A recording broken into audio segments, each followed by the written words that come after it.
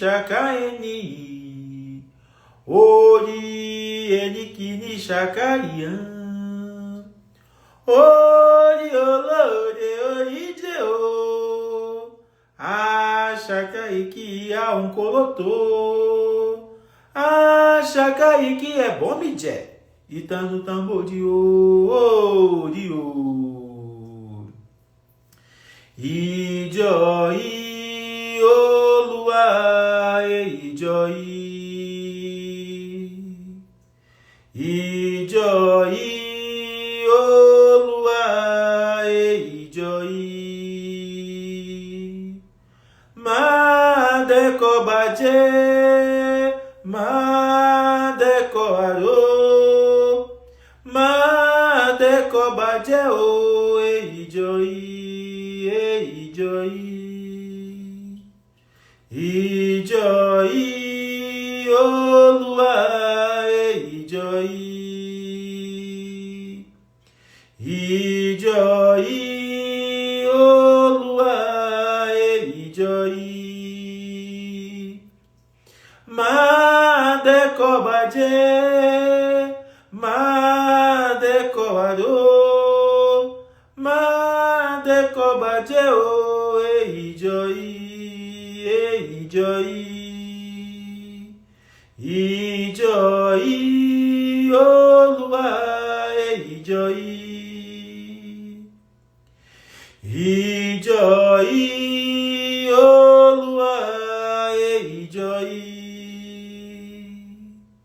Madeko Baje, Madeko Aro, Madeko Baje o Ijoi,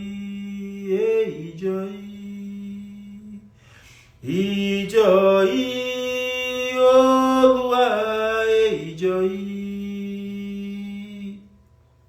Ijoi Olua Ijoi, Madeko Baje, Madeko Aro, Madeko Baje o Ijoi, Ijoi.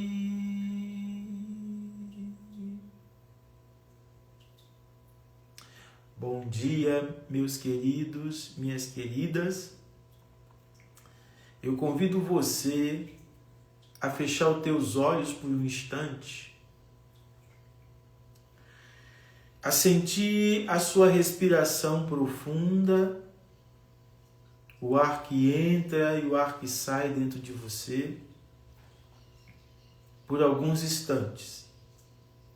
Eu convido você a sentir a existência dentro de você, a sentir a existência que mora dentro de você.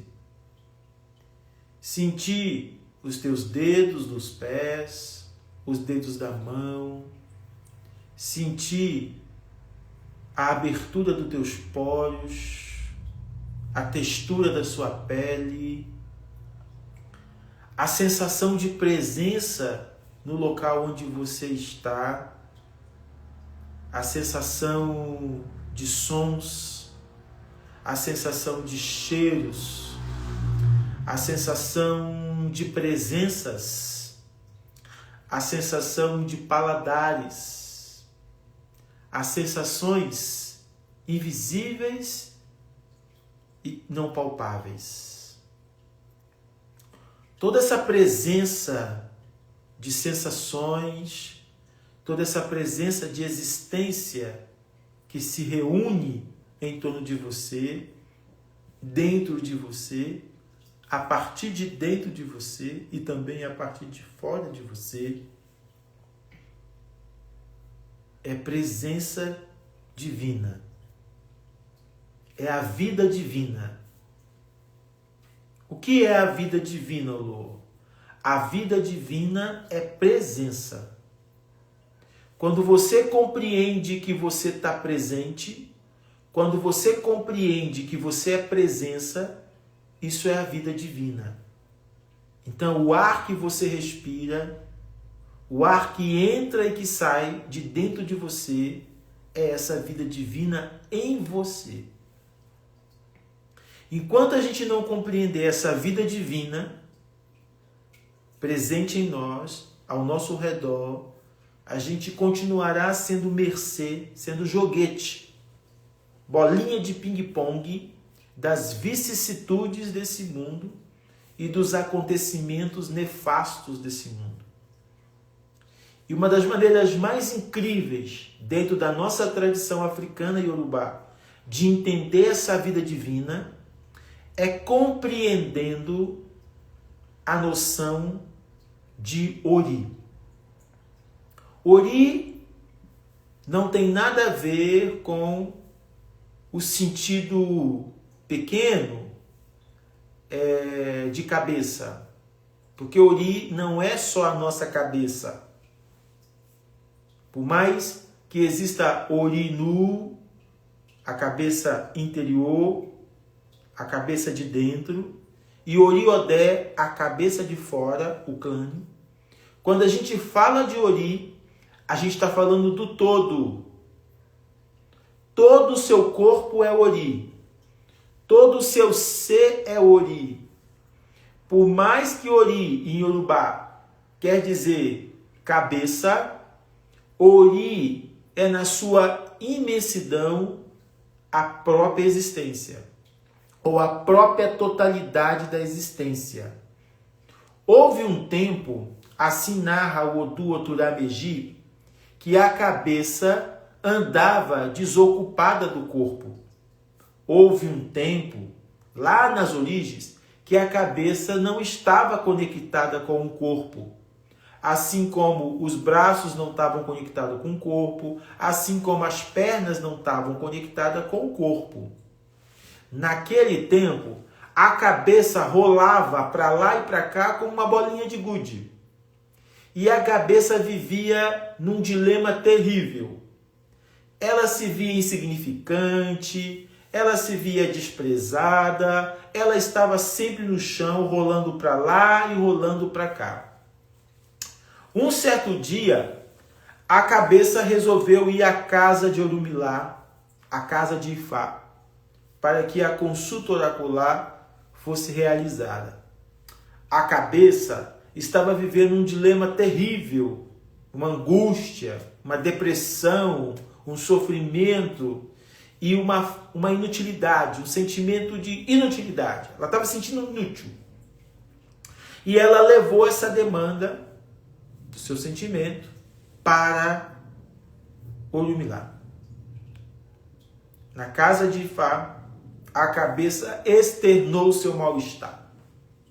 Orumilá, o sábio vidente, lançou o opelê e Odu Oturameji apareceu para a cabeça, dizendo: cabeça, vai chegar o dia que você não rolará mais no chão, que você vai estar sempre no topo, sempre nas alturas, comandando todo um corpo.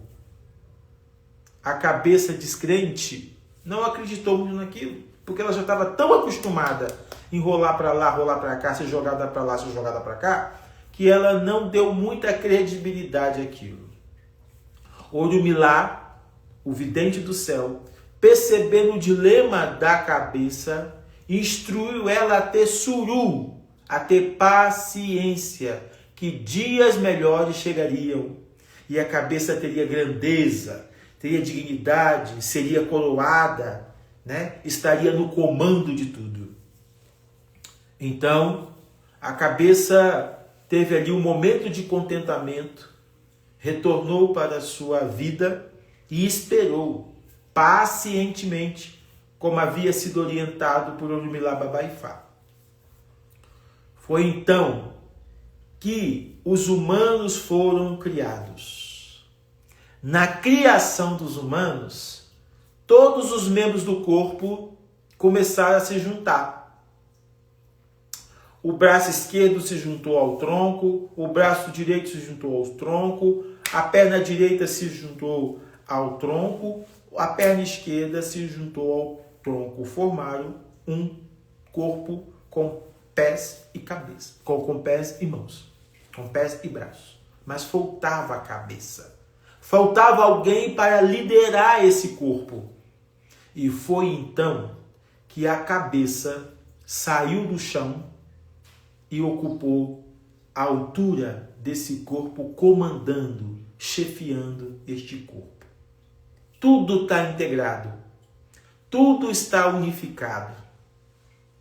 A cabeça não está desligada do braço esquerdo, a cabeça não está desligada do braço direito, a cabeça não está desligada da perna esquerda, a cabeça não está desligada da perna direita. A cabeça não está desligada dos teus órgãos genitais, a cabeça não está desligada dos seus órgãos e vísceras, a cabeça não está desligada dos seus ouvidos, não está desligada da sua boca, das suas narinas e nem dos seus olhos. Tudo está conectado na cabeça. Quando uma pessoa tem morte cerebral, tudo paralisa. Tudo estagna. Porque se a cabeça para de funcionar, o corpo inteiro para de funcionar. Se a cabeça adoece, o corpo inteiro adoece. Se a cabeça não vai bem, o corpo inteiro não vai bem. Se a sua ori, a sua cabeça, vai para um lado e seus pés vão para outro lado, você vai meter os pés pelas mãos. O certo é a cabeça andar em consonância, em conexão com os pés, porque quando a cabeça anda em consonância, em conexão com os pés, você tem realização. E foi assim que a cabeça se tornou a dona do corpo, a senhora do corpo. Vamos aprofundar isso um pouco mais? Espero que a partir dessa live, desse vídeo, você consiga entender a importância da sua individualidade. Vocês sabiam que 99% das pessoas no mundo sofrem de vários dilemas, de vários adoecimentos, porque não entendem, não compreendem, não sabem habitar com a sua individualidade? A sua individualidade é a sua natureza. Existem duas formas de você localizar essa natureza. Você pode localizar essa natureza reconhecendo a sua natureza originária, aquilo que você é desde sempre, ou você pode seguir sendo ou seguir vivendo naturezas construídas, naturezas elaboradas, naturezas impostas. Muitas naturezas são impostas às pessoas e muitas pessoas vivem naturezas ou individualidades ou singularidades que não são delas, que não lhes pertencem. Quando você descobre a sua real natureza, quando você descobre, você acessa a sua singularidade, a sua particularidade, você para de ser refém, de ser joguete das vicissitudes da vida. Para compreender isso de forma genuína, a gente vai desconstruir um monte de coisa. A gente vai desconstruir um monte de inverdades. A primeira inverdade que a gente lançou mão e a gente se apegou é que a gente tem livre-arbítrio. Nós não temos livre-arbítrio. O livre-arbítrio não é um conceito universal. Nós fomos criados, nós fomos educados numa tradição religiosa que nos impôs numa ideia de livre-arbítrio que é um equívoco bizarro tamanho. E a gente fica batendo um martelo nisso, a gente fica aprisionado a isso. Nós não temos livre-arbítrio. E não são todas as tradições, não são todos os sistemas espirituais, sistemas civilizacionais, que entendem a existência a partir desse conceito de livre-arbítrio. Nós que praticamos tradições africanas, especificamente a tradição Nagô-Yorubá, a gente não tem essa noção de livre-arbítrio. Ah, Olô, mas o meu babalaô fala, meu babalaô achou um Itã que fala disso, o seu Babalaô está equivocado, sinto te informar. E vou dizer porque o seu Babalaô está equivocado. Sabe por quê? Porque muitos dos itãs que têm viajado por aí, que têm chegado até nós, né, que estão sendo disponibilizados na internet, esses itãs estão carregados de cristianização. Por que, Uru, esses itãs estão carregados de cristianização? Porque nos últimos 100 anos, a Nigéria, onde está a antiga terra Yorubá, tem sido varrida, dominada por um processo de lavagem cerebral, de influência protestante, de influência cristã protestante. E uma sociedade toda fundada numa perspectiva islâmica cristã ou cristã islâmica. Né? Hoje, a Nigéria, isso não é dos últimos 5, 10, 15, 20 anos, isso tem por quase 100 anos, diríamos assim, que um processo de islamização e de cristianização dominou o território nigeriano, né? E, sobretudo, a região que ficou conhecida como Yorubalândia, no sudoeste da África. É muito muçulmano, é muito cristão. Essa mentalidade cristã islâmica, que é muito forte hoje na Nigéria, ela influenciou muito o Ifá.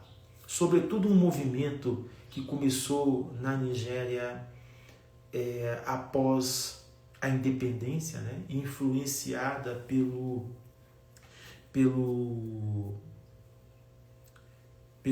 movimento de independência da Nigéria, né? Diríamos assim.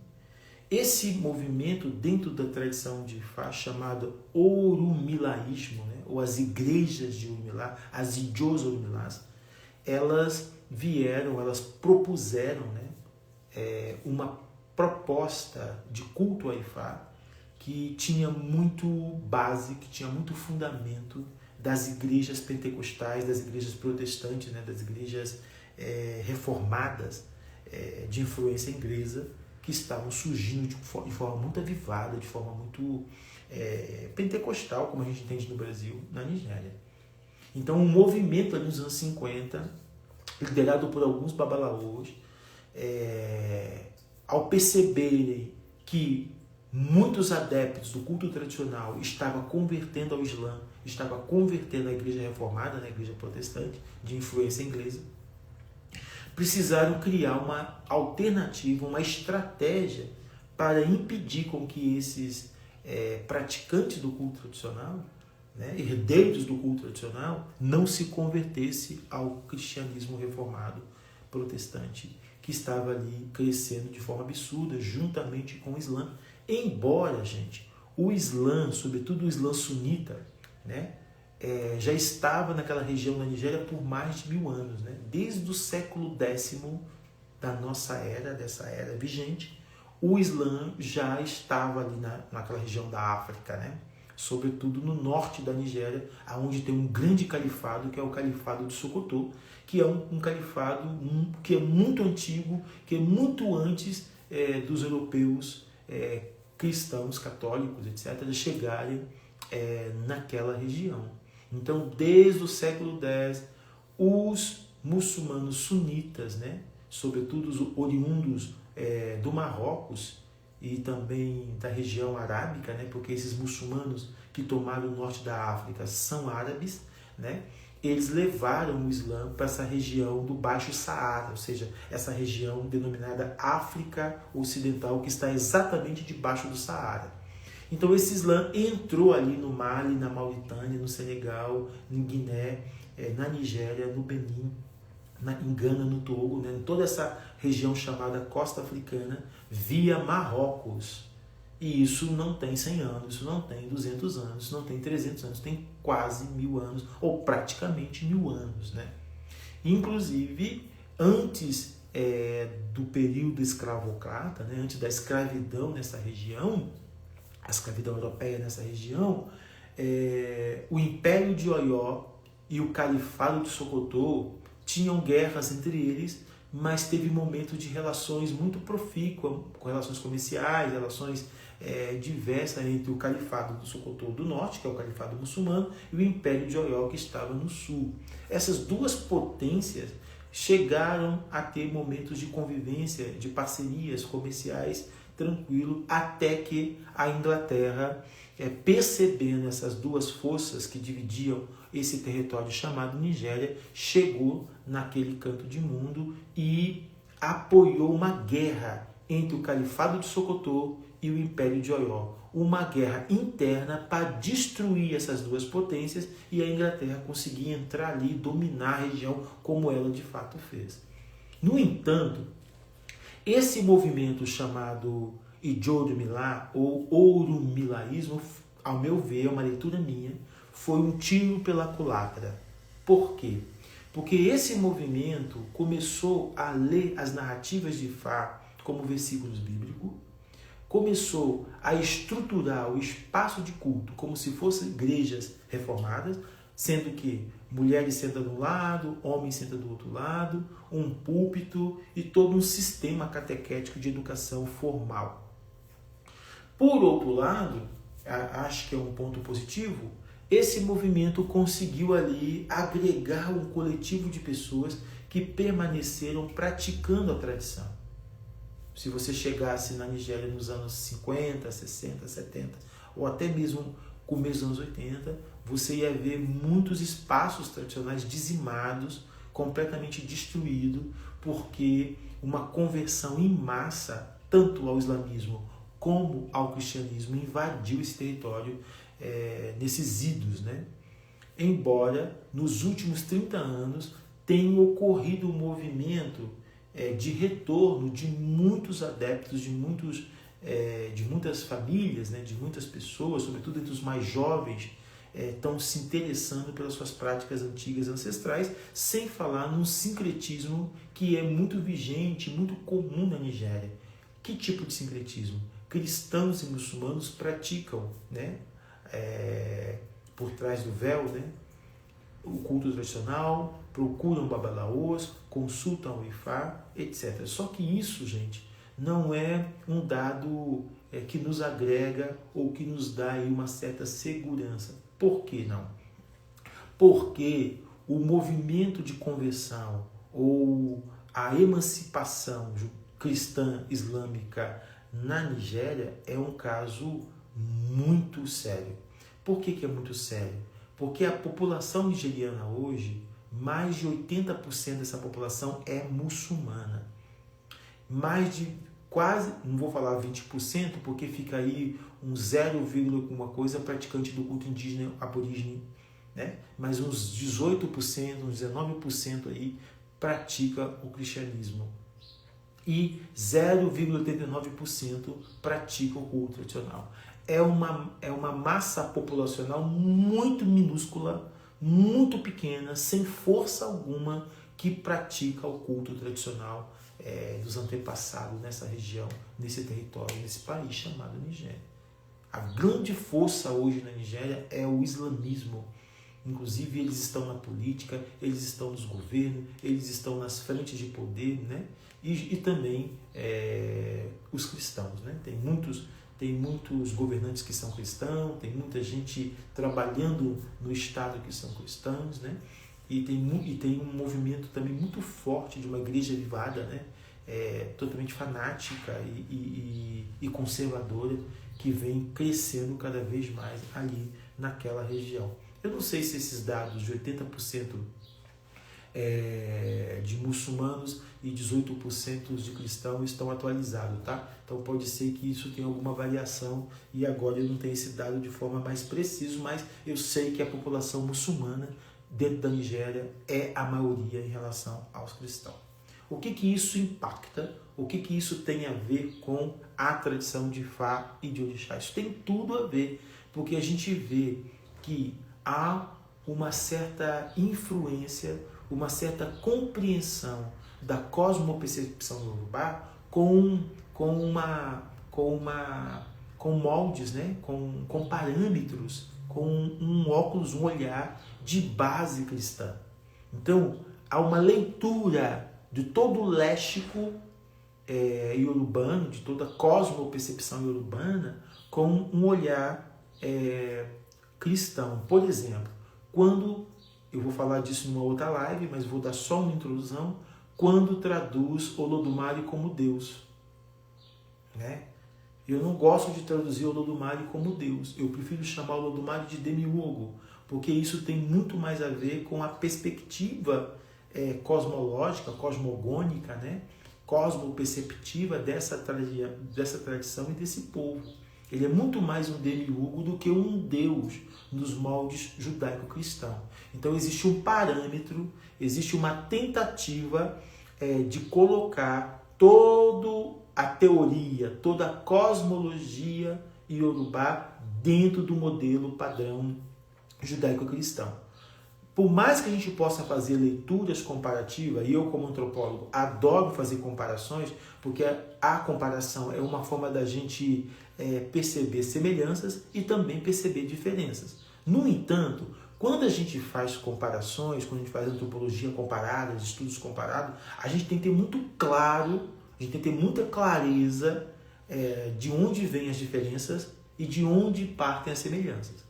Quando a gente tem isso muito claro, a gente consegue fazer esses estudos comparados que são muito interessantes. Porque eu acho que propor diálogos, propor aproximações é muito mais interessante do que propor divisões. O mundo já está dividido demais por narrativas diversas, por narrativas discordantes, por narrativas que não querem dialogar. Então a gente tem que propor diálogos sim. No entanto, ao propor diálogos, tem que estar claro para nós essas diferenças. Né? Então, o Olodumare não é Alá. O Olodumare não é Yahvé, de jeito nenhum. Lua, mas num plano mais de totalidade, mais genuíno, pode ser que seja a mesma coisa. Pode até ser que seja a mesma coisa. Pode até ser que ele seja a mesma coisa. Mas quando a gente fala de diferença, a gente precisa marcar essas diferenças. A gente precisa trazer à tona esses marcadores de diferenças. Por quê? Porque senão a gente coloca toda uma história, todo um etos civilizacional de um povo debaixo de outro. É a mesma coisa que está acontecendo com o Islã. Esse Islã, esse Islã moderno, né? Esses estudos alcorânicos, né? Esses estudos do Corão moderno estão todos influenciados por uma perspectiva cristã.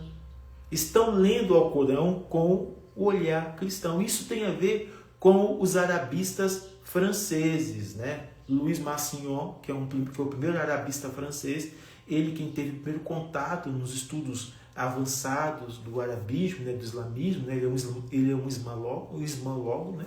Um estudioso do Islã. E ele quem trouxe o estudo do Islã para o Ocidente.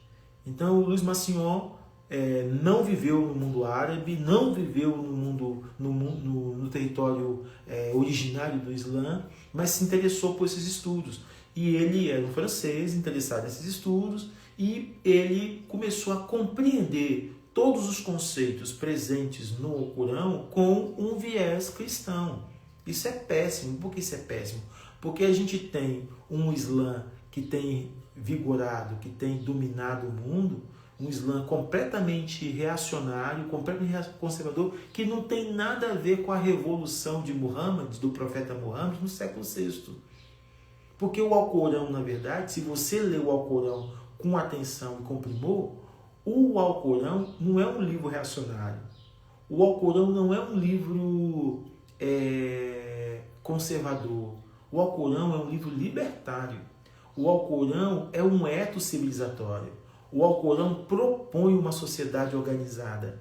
O Alcorão propõe uma sociedade diversa. O Alcorão propõe uma sociedade de bem-estar para todos.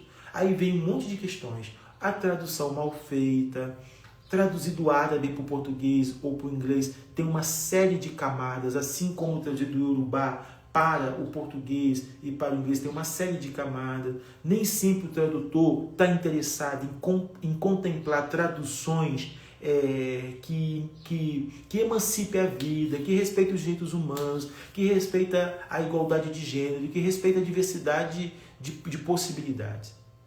Então, o tradutor fala muito. Quem é o tradutor fala muito. Por quê? Porque o árabe, eu estudei árabe, né? Falo árabe, escrevo árabe, já estive no território árabe, já estive por algumas vezes, e eu sei que o árabe tem uma assim como o Iorubá, tem uma dinâmica que é diferente das línguas latinas, que é diferente do português, que é diferente do francês, do italiano, do inglês, etc., que são línguas muito racionais e são línguas muito 880, diríamos assim. O árabe, o Iorubá, o farsi não são línguas, o hebraico, o sânscrito não são línguas que têm essa rigidez, né? Então, o Iorubá, o árabe, o sânscrito, o hebraico, o farsi, ele tem uma mobilidade, ele tem uma fluidez, ele tem uma disponibilidade para possibilidades diversas muito maior do que as línguas romanas, as línguas neolatinas. Então, esse movimento chamado orumilaísmo foi responsável por trazer uma perspectiva cristã para dentro do Ifá, sobretudo no que se refere ao modelo, à estrutura desses espaços de culto e também a forma de interpretar as narrativas. Por quê? Porque Ifá é uma grande biblioteca literária. O Ifá é uma grande oralitura, porque o Ifá é o responsável pelas narrativas que dão o tom, que dão a direção, que dão as formas de entendimento de toda a prática em torno do culto tradicional africano e iorubá. Então o Ifá é a grande biblioteca onde a gente pode entender as coisas. Então, dependendo do tom que o Babalaô, que é o professor de Ifá, dá a essas narrativas, nós temos questões delicadas. Assim como um pastor pode dar uma versão conservadora, ultrajante dos versos bíblicos, dos versículos bíblicos, assim como um rabino pode dar uma interpretação tosca e extremamente conservadora da Torá, assim como um padre católico pode dar uma interpretação completamente obsoleta do Evangelho, assim como um sheikh, um imã da mesquita, pode dar uma interpretação super fechada do Corão, da mesma forma um babalaô pode dar uma interpretação completamente fora da casinha de uma narrativa do Ifá, de um Itã de Ifá, de um Exé do Ifá. Por quê? Porque os Itãs do Ifá, os Exés do Ifá, para além daquilo que alguns babalaôs propõem de serem universal, eles não são universal. Assim como os versículos bíblicos, os versículos da Torá, os versículos do Alcorão não são universais. Esses textos não podem ser universais. Eles não estão falando para todas as gentes. Eles estão falando para os grupos, para o coletivo, para a comunidade que decidiu praticar aquele culto. Então, se você é cristão, a Bíblia fala para você. Se você é judeu, a Torá e a Tainá fala para você. Se você é muçulmano, o Alcorão fala para você. Se você pratica o hinduísmo, os Vedas e os textos Zrutis, os textos sagrados do hinduísmo falam para você. Então, não pode partir do pressuposto que esses textos são universais, ou seja, que eles falam para toda a gente, e está falando de todo mundo. Não está falando de todo mundo. É nesse sentido que a noção de livre-arbítrio universal, ela não casa, ela não tem credibilidade. Então, é porque todos nós temos livre-arbítrio. Nós não temos livre-arbítrio. Nós não temos livre-arbítrio. Nós achamos que temos livre-arbítrio. A gente até quer ter livre-arbítrio porque a gente quer viver uma vida de qualquer jeito, a gente quer viver uma vida libertina, a gente não quer ter princípio, a gente não quer viver uma vida divina. Quando você escolhe praticar o cristianismo, o islamismo, o judaísmo, o Ifá, o hinduísmo, o budismo, o que quer que seja lá qual sistema espiritual você decidir viver, você decide por uma vida divina. Essa é a diferença. Se você não está proposto, se você não está disposto a viver uma vida divina, não escolha um sistema espiritual para a tua vida. Vai ser ateu, vai ser pagão, vai ser qualquer outra coisa. Porque se você propõe a viver o Ifá, você está propondo para si mesmo viver uma vida divina. E o que é viver uma vida divina? Viver uma vida divina, gente, é viver uma vida que transforma você, que muda você, que devolve você para a sua originalidade, aquilo que eu chamo de natureza originária, de natureza real, que vai tirando de você camadas e camadas e camadas de lixo, de mentiras, de inverdade sobre você mesmo. Todos esses sistemas espirituais que eu citei aqui, todos eles propõem uma vida divina, uma vida divinatória, uma vida em divindade, aquilo que é orixalidade.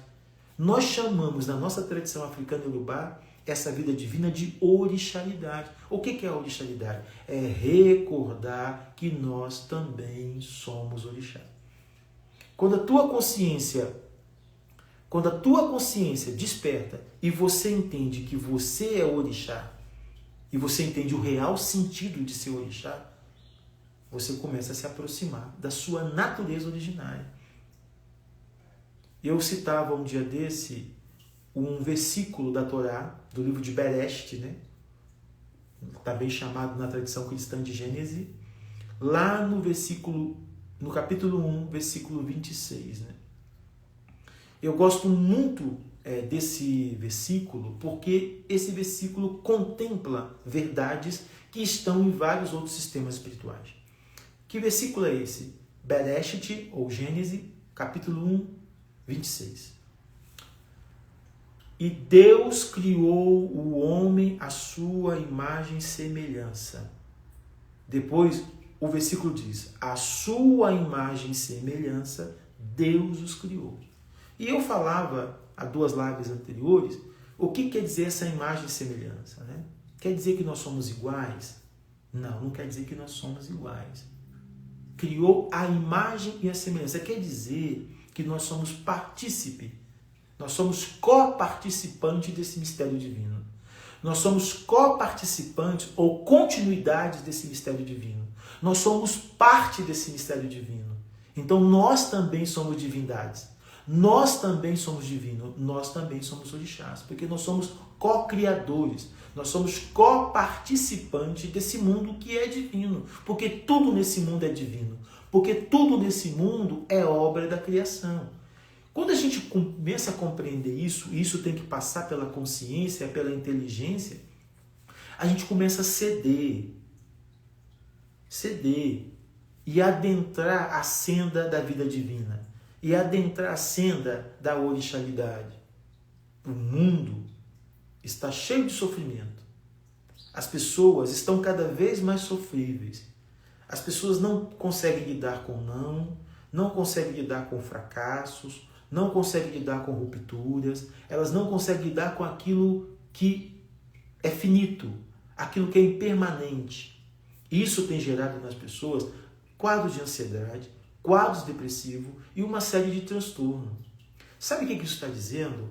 Não está dizendo que a pessoa está precisando de medicamento psiquiátrico, não. Não está dizendo que a pessoa precisa de psiquiatra. Ir a um psiquiatra pode ser um desserviço para a sua natureza. Ir a um psiquiatra pode ser um desserviço para a sua origem. Tudo bem que um psiquiatra pode te ajudar. Você pode estar tão escravo, você pode estar tão escravizado pelo teu adoecimento que só uma medicação mesmo para poder te conter. Mas para além disso, gente, eu estou certo e vou dizer para você, as pessoas precisam de divinidade. As pessoas precisam descobrir a sua divinidade. As pessoas precisam descobrir o real lugar que elas têm na sua própria história, nas suas próprias escolhas, na sua originalidade. É a ausência de originalidade que está causando adoecimento. É a ausência de originalidade que está causando sofrimento. É a ausência de originalidade que está afastando você de você mesmo. Quanto mais distante de mim eu estiver, mais adoecido eu vou estar. Quanto mais próximo de mim eu estiver, mais inteiro eu vou estar. E o que significa isso? Estar distante de mim e estar próximo de mim. Você pode estar vivendo uma vida mentirosa. Você pode estar credibilizando mentiras.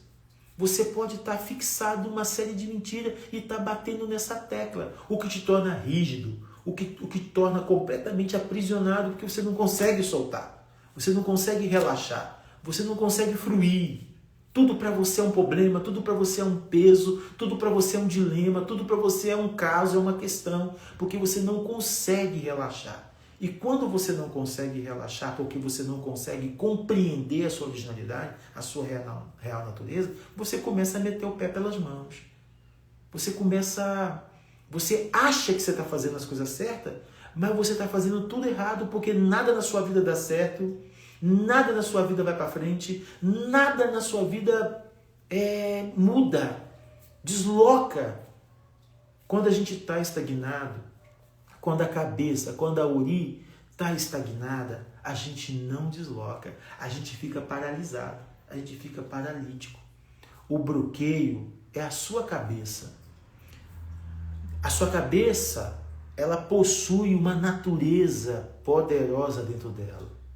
Não só na parte física, mas também na parte do mistério, do invisível. Porque é na cabeça que está concentrada a sua centelha divina.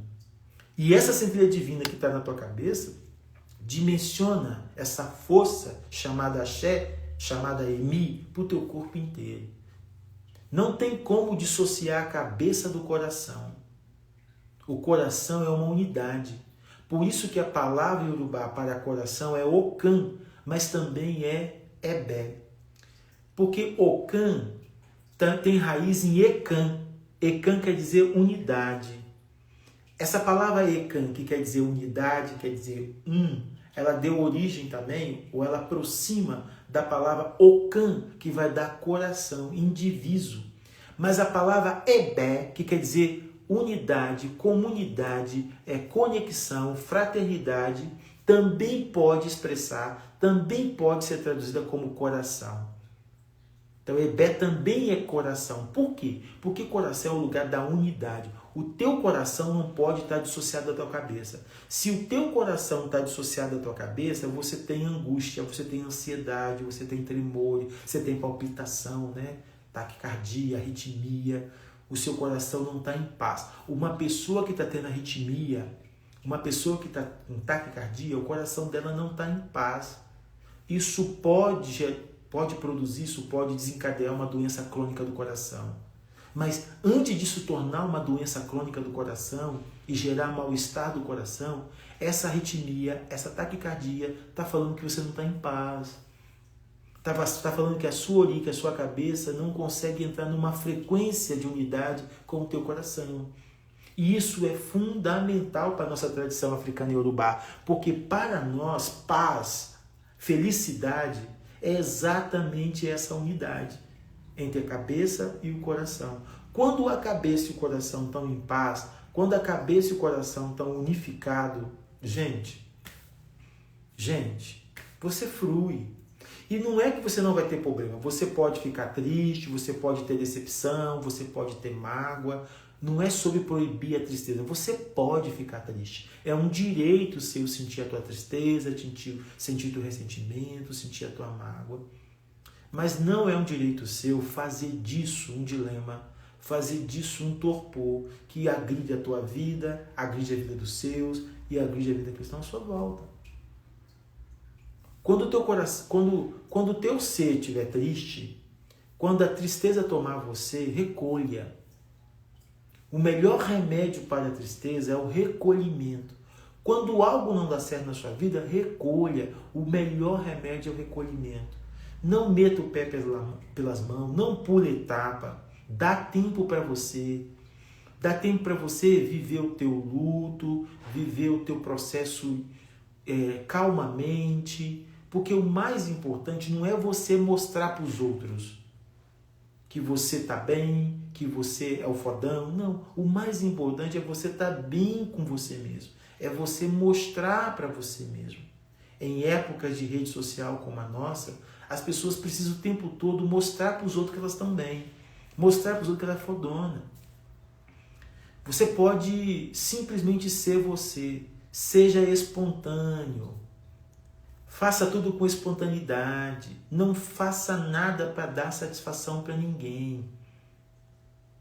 Porque as pessoas, no fundo, estão preocupadas com elas mesmas. Então, preocupe com você, preocupe em estar bem, preocupe em ser feliz, preocupe em ser grato. Pratique a gratidão mesmo quando tudo está ruim. Aprenda a orar. Aprenda a levantar pela manhã e dizer: obrigado, Ifá, obrigado, Xangô, obrigado, Olodumare, pelo dia que começa. Gratidão pela vida que eu tenho. Aprenda a ser grato. Porque quando a gente é grato, o torpor dissipa da gente. Quando a gente é grato, aquilo que está nos incomodando vai embora. A melhor coisa que você pode fazer quando você está mal, quando a sua cabeça está cansada, quando a sua cabeça está perturbada, ajude alguém.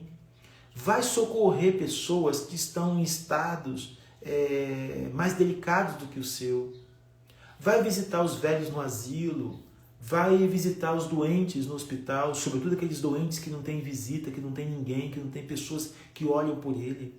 Vai a um presídio, vai assistir crianças que estão órfãos, que estão em condições difíceis de vida. Vai assistir os moradores de rua, né? Essa época do ano é frio nas ruas pela noite. Vai levar uma sopa, um cobertor.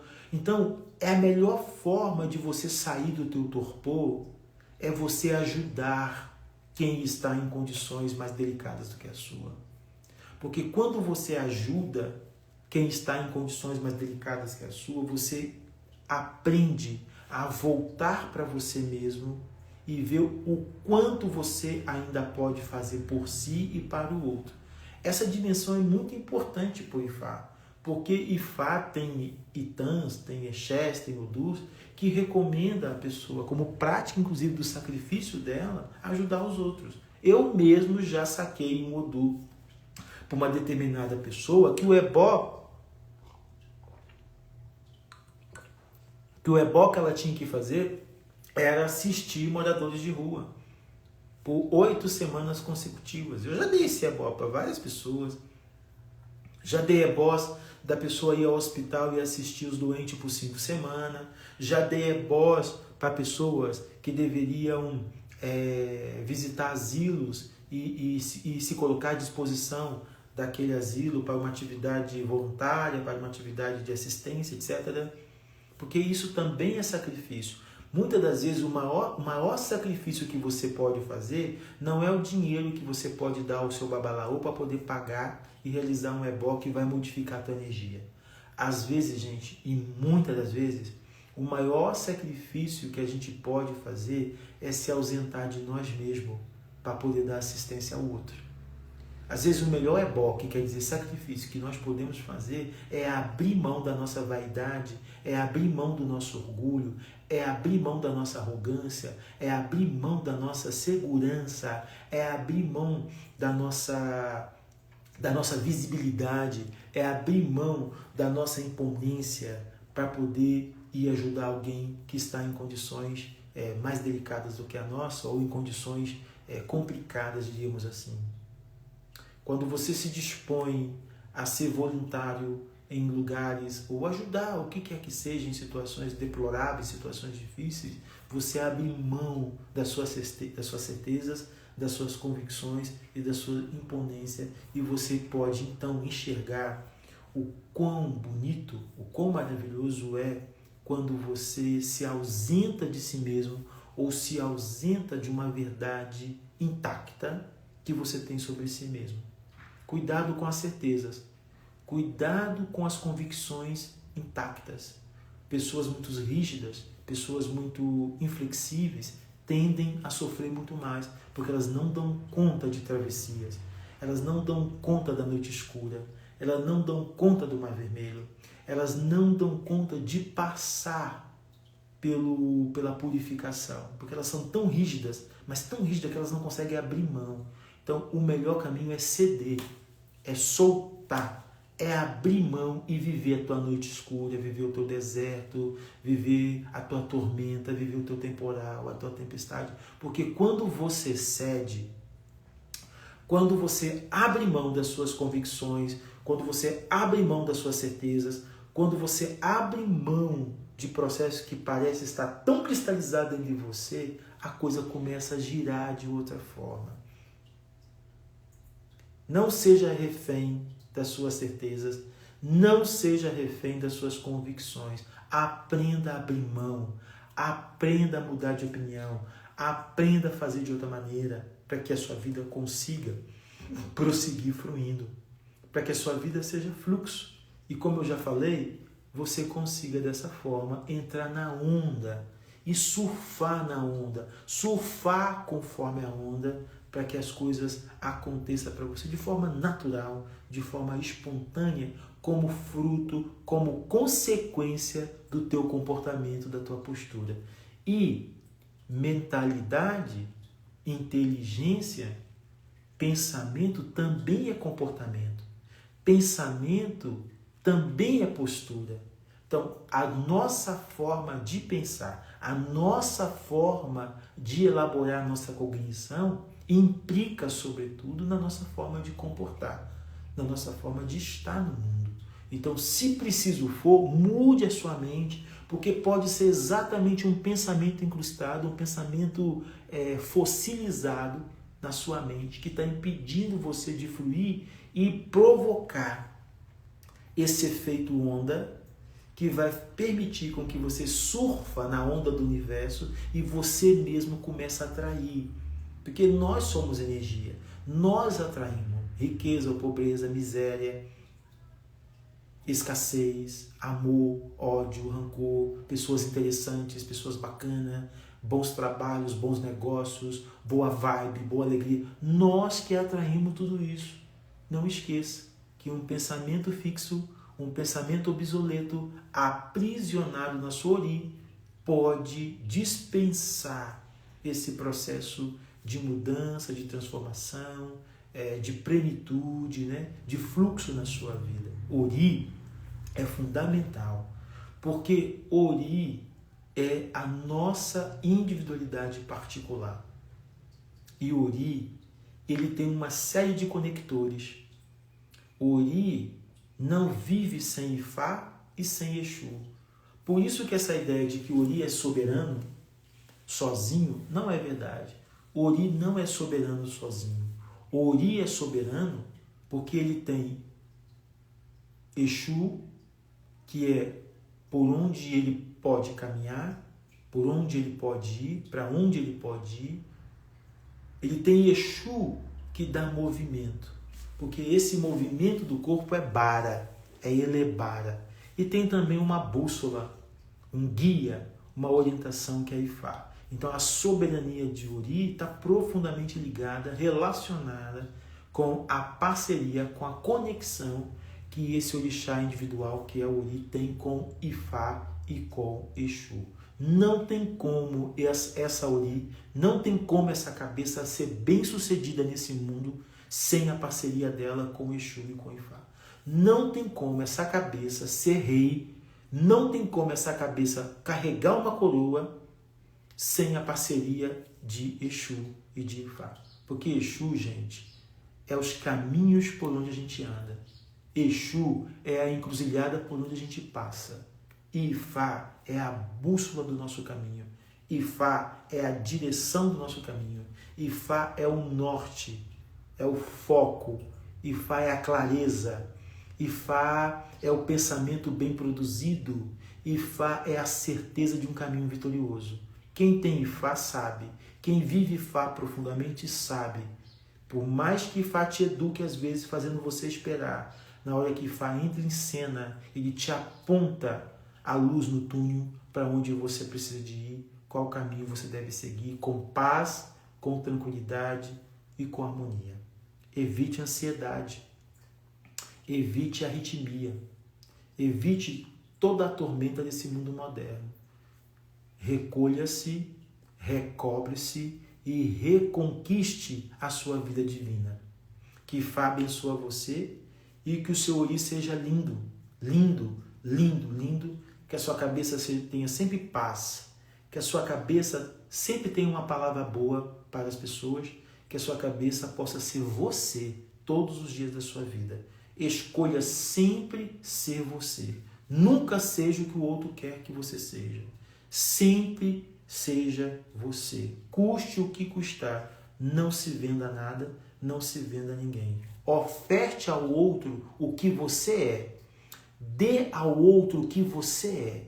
Quem tiver que te amar, vai te amar sendo você, com seus defeitos, com as suas qualidades. Nunca se venda. Nunca vista uma roupagem que não é você. Porque lá na frente você vai perceber que você perdeu tempo. E você vai ver que não valeu a pena se vender ou vestir uma roupagem que não é sua. Escolha sempre as roupas que você tem no seu guarda-roupa. Escolha sempre as roupas que você comprou para você. As roupas que você mais gosta. As roupas que deixam você mais bonito. As roupas que deixam você mais atraente. A sua maneira. Porque é com essa roupa, meu querido e minha querida, que o espetáculo da sua vida vai acontecer. Eu peço nessa sexta-feira que seu Uri seja sempre abençoado e que seu Uri nunca deixe você afastar de você. Ori Belauô, Oi Belauô, Oi Belauô. Uma ótima sexta, ótimo final de semana. Eu encontro você na segunda-feira, às 8h30, no nosso Café com o Oluô. Tchau, tchau!